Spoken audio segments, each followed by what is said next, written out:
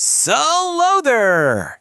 Hello to all viewers of my channel. That line, wow, it comes from Ernst Jünger, and he's easily one of the most polarizing and, honestly, prophetic figures of the 20th century.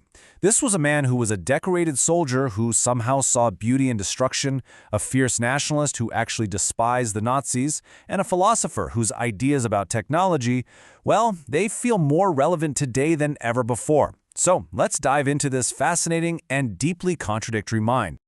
So here's how we're going to break this down. First, we'll get into the core paradox of Junger's life. Then, we'll dig into his vision of heroism, which was forged in World War I. After that, we'll look at his big theory of the worker and total mobilization. We'll also cover his really unique form of quiet dissent during World War II. And finally, we'll try to get our heads around his incredibly complex legacy. You know, if you really want to understand the 20th century, you have to look at its extremes. And few people, embodied those extremes quite like Ernst Jünger. He was just a man of profound contradictions, a warrior and a writer, a celebrated hero, and to some, a herald of pure nihilism. And just look at this timeline. The sheer span of his life is incredible. He lived to be 102.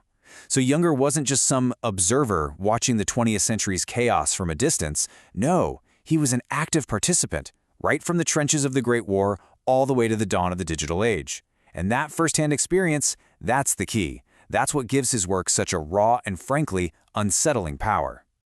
So where did all this come from? Well, Junger's entire worldview was forged in the crucible of the First World War. But here's the thing. Unlike so many of his contemporaries who just saw senseless horror, Junger saw something more. He saw a brutal but transformative test of the human spirit. And believe me, his experience wasn't academic. He volunteered, he fought on the front lines, he commanded an elite stormtrooper unit. He was wounded an absolutely astonishing 14 times, and he received the Pour le Mérite, Imperial Germany's highest military honor. We're talking the same award given to the Red Baron. This wasn't just war for him. It was a profound, almost mystical rite of passage. And this experience led him to develop this really unique philosophy, heroic realism. While everybody else saw the trenches as the end of civilization, Junger saw them as a kind of furnace, one that revealed a deeper, more intense reality. For him, war was this elemental force that just stripped away all the comforts of modern life and forced a person to confront their own mortality and their will to power. And you can see this contrast perfectly in the literature of the time. On one side, you've got Erich Maria Remarque's All Quiet on the Western Front, right? The definitive story of war as a meaningless trauma that created the lost generation.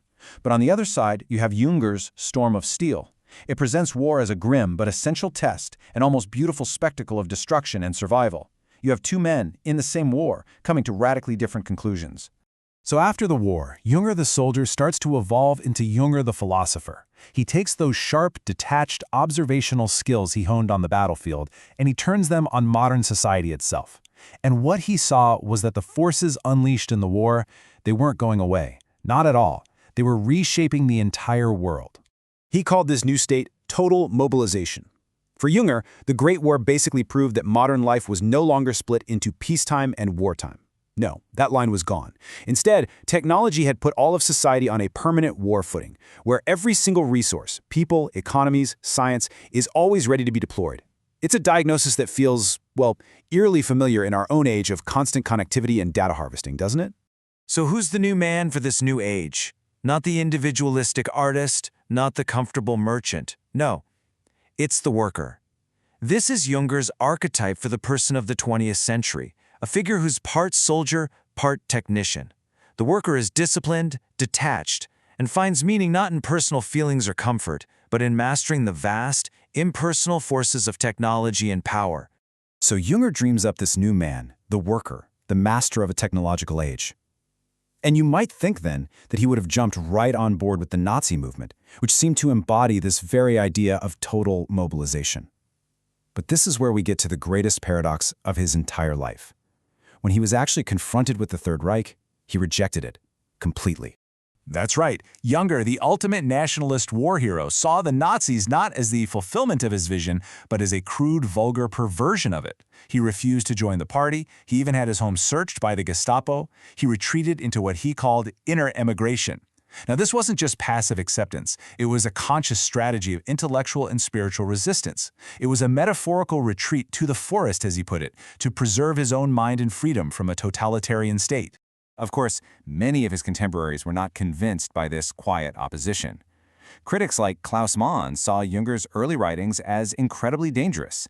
They argued that his whole aesthetic view of violence and his nationalism had helped pave the way for the very barbarism he later claimed to despise, and, that critique has followed his legacy ever since. So, what are we supposed to make of Ernst Jünger? At the end of the day, was he a clear-eyed prophet who saw the deep problems of the modern world, or was he a dangerous thinker whose ideas were complicit in its darkest chapters? Honestly, his legacy is a battleground of interpretation. His intellectual journey is just remarkable. You can really track it through 3 distinct phases. He starts with that raw, experiential, heroic realism that was forged in the trenches. That then evolves into this massive theory of total mobilization in the interwar years. And then finally, when he's confronted with the brutal reality of totalitarianism, his focus shifts inward to inner emigration as a last bastion of personal freedom. And all of this leaves us with a final and I think incredibly challenging question for our own time. Junger's life forces us to ask, in a world totally defined by technology and mass movements, where does true heroism, true freedom actually lie? Is it in mastering these forces and engaging with them completely, like his worker? Or is it found in a radical, strategic withdrawal to protect the inner self? Junger explored both paths, and that question remains as urgent as ever. Subscribe to the channel and like, and also suggest your topics for future videos in the comments.